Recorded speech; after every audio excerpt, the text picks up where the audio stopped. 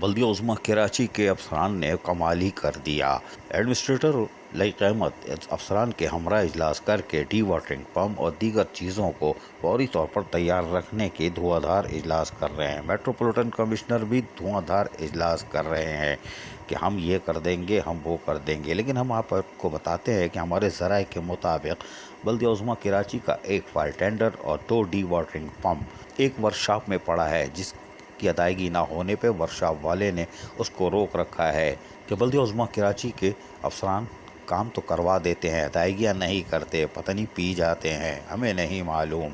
और यही वजह है कि 2 अदद डी वाटरिंग पम्प और एक फायर टेंडर एक वर्कशॉप में कैद पड़ा है, गिरवी रखा हुआ है। जब माल दोगे हम माल दे देंगे, लेकिन बारिशें सर पर हैं। क्या एडमिनिस्ट्रेटर कराची को मालूम है कि उनके 2 डी वाटरिंग पम्प और एक फायर टेंडर गिरवी क्यों रखा हुआ है? क्या उन्होंने पूछा कि वो कौन से अफसरान थे जिन्होंने उस वर्कशॉप की अदायगी नहीं की, जिसके बिना पर आज 2 डी वाटरिंग पम्प और फायर टेंडर हमारे पास नहीं है? वाज़ेह रहे कि साबका दौरों में फायर टेंडरों को तबाह किया गया है और इसकी लाट मौजूद है, लेकिन एडमिनिस्ट्रेटर कराची ठंडी मशीन से बाहर ही नहीं आते।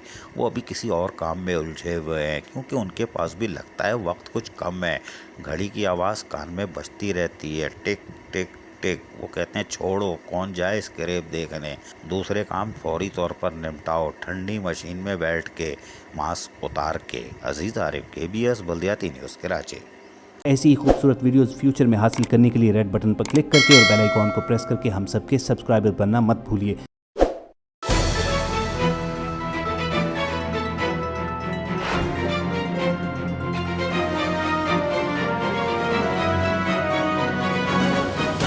KBS बल्दियाती न्यूज़।